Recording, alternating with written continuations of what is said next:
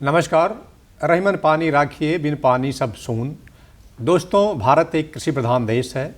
भारतीय अर्थव्यवस्था में कृषि का महत्वपूर्ण योगदान है, लेकिन आज भी 50% से अधिक कृषि भूभाग वर्षा पर आधारित है। इसी को देखते हुए भारत सरकार ने प्रधानमंत्री कृषि सिंचाई योजना की शुरुआत की कि हर खेत को पानी मिले और पानी की एक एक बूंद हमारी उत्पादन क्षमता को बढ़ाने में सहायक हो। तो प्रधानमंत्री कृषि सिंचाई योजना है क्या, इसके क्या उद्देश्य है और इसका किस तरह से आप लाभ उठा सकते हैं, इन तमाम बिंदुओं पर विस्तार से जानकारी देने के लिए आज हमारे साथ हैं जनपद वाराणसी के जिला उद्यान अधिकारी सुभाष कुमार। सुभाष जी, आपका स्टूडियो में बहुत बहुत स्वागत है। जी नमस्कार, धन्यवाद।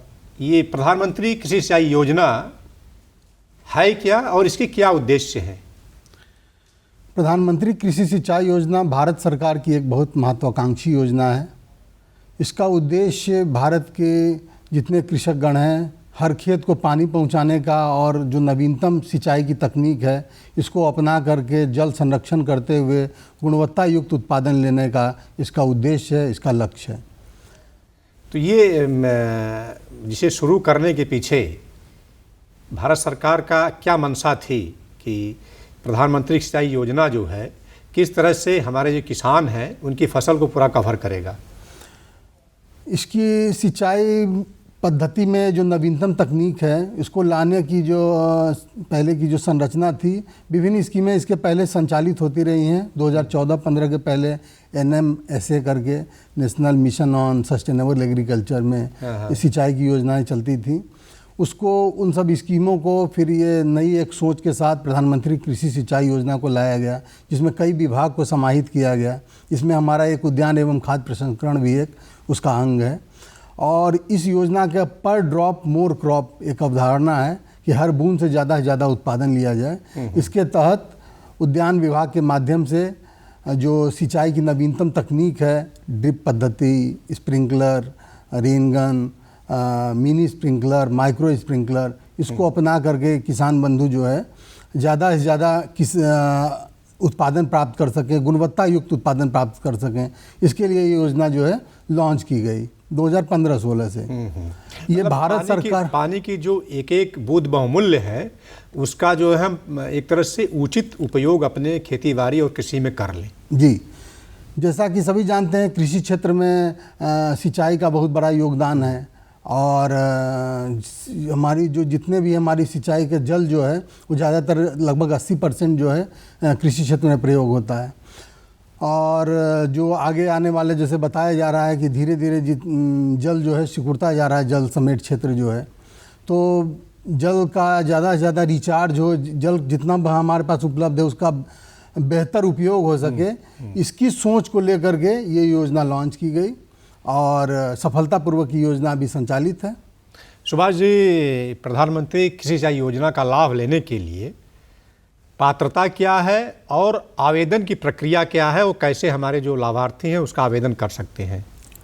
इसकी पात्रता बहुत आसान है। ये अभी हमारे उत्तर प्रदेश में UPMIP एक नया पोर्टल लॉन्च किया गया है अभी 3 महीने पहले, और इसके पहले dbt.uphorticulture.in पे इसका ऑनलाइन रजिस्ट्रेशन होता था।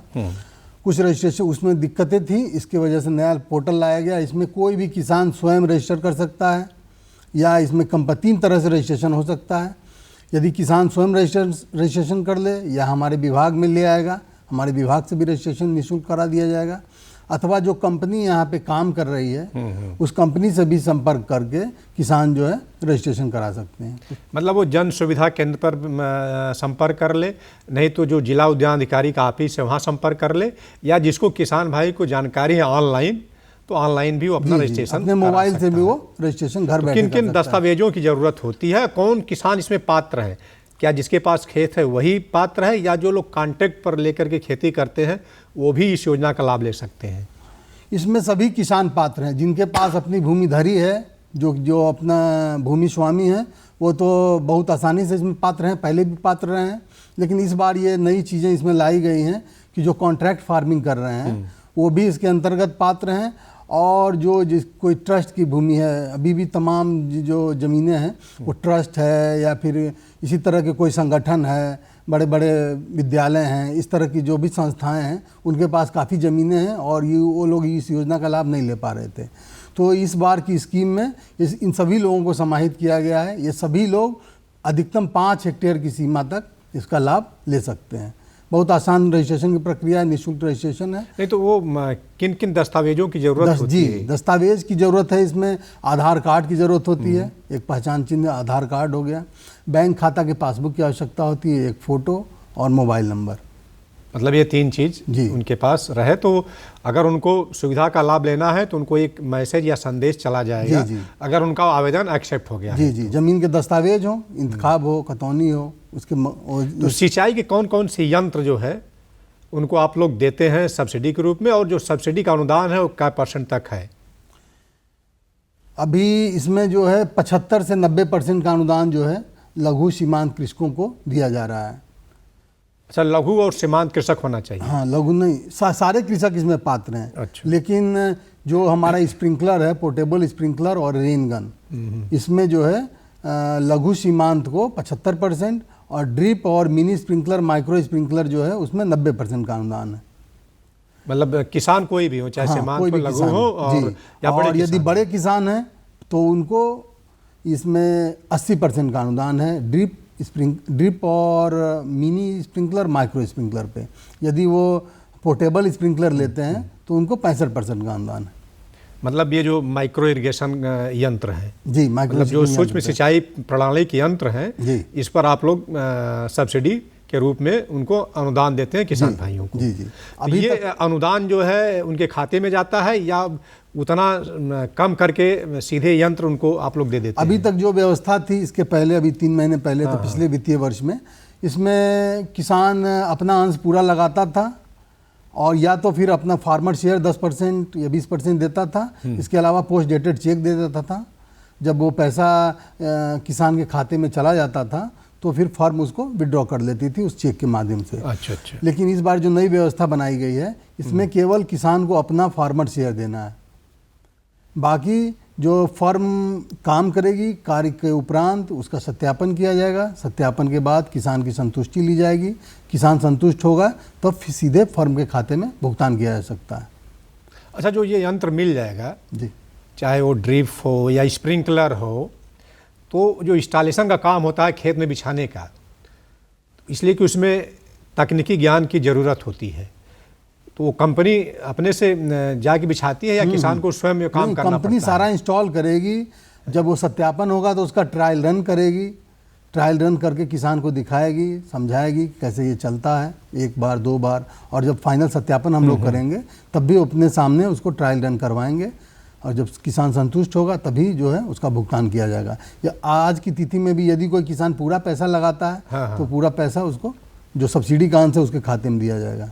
एक व्यवस्था और है कि यदि वो ऋण लेकर के कोई काम कर रहा है, अपना फार्मर शेयर के अलावा ऋण लेकर कर रहा है, तो उसको ऋण वाले खाते में भी अनुदान को भेजा जा सकता है।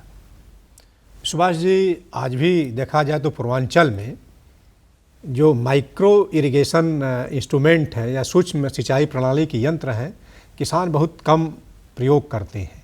तो ये सूक्ष्म सिंचाई पद्धति के क्या क्या फ़ायदे हैं और इस तरफ आप लोग जागरूकता अभियान किस तरह से चला रहे हैं? इसके कम एडॉप्शन का कारण थोड़ा महंगा होना है, इसीलिए सरकार के द्वारा इसमें सब्सिडी दी जा रही है ताकि ज़्यादा से ज़्यादा किसान इसको अपना या सके। उनको इसका महत्व नहीं पता है? नहीं, महत्व तो अब इतनी किसान मीडिया जैसे है कि कभी उनको नहीं लगता है कि इसमें पानी की बचत होगी, हर पौधे को पानी मिलेगा और बूंद बूंद करके पानी मिलेगा तो उनकी जो फसल होगी वो गुणवत्तायुक्त होगी, उत्पादन भी बढ़ेगा। नहीं, इतना प्रचार प्रसार तो लगातार किया जा रहा है। अधिकांश किसान इससे अवगत हैं।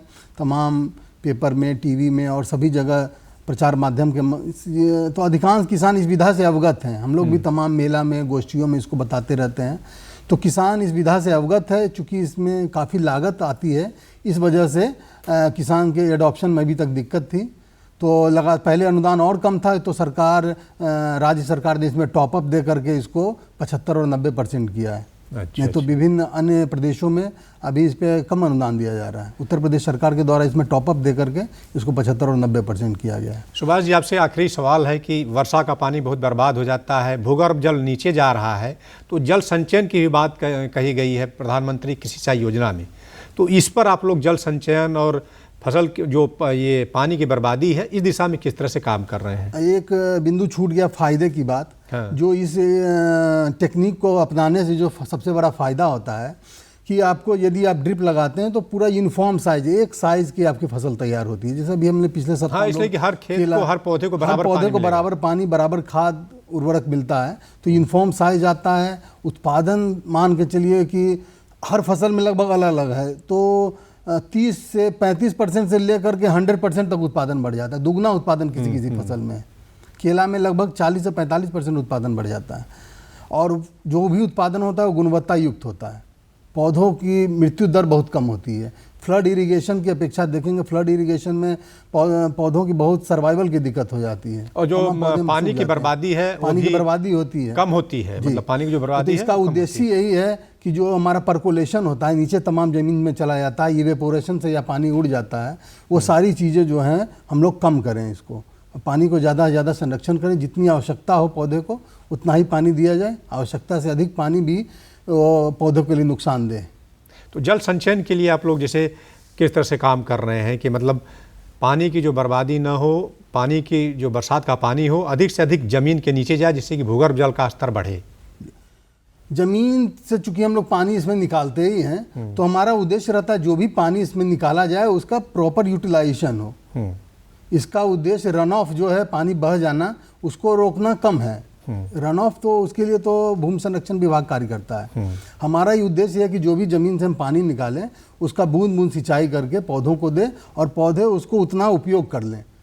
लगातार एक साथ पानी देना, जैसे हम ही इंसान जो है, जैसे पानी एक जग दे दिया जाए एक साथ नहीं पी पाएंगे। मतलब जिस पौधे को जितना ज़रूरत है, एक तरह से कहा जाए कि सूक्ष्म सिंचाई प्रणाली से उसको उतना ही पानी मिलता है। हर 5 घंटे 6 घंटे पे उसको पानी मिले, आधा घंटा 1 घंटा पानी मिले पौधों को, जितनी आवश्यकता हो उतना ही, नीचे पानी लीच न करे उसमें। ठीक है सुभाष जी, आप स्टूडियो में आए और एक महत्वपूर्ण विषय पर इतनी अच्छी हम जानकारी हमारे दर्शक भाइयों को दी। आपको बहुत बहुत धन्यवाद। नमस्कार। जी नमस्कार, धन्यवाद।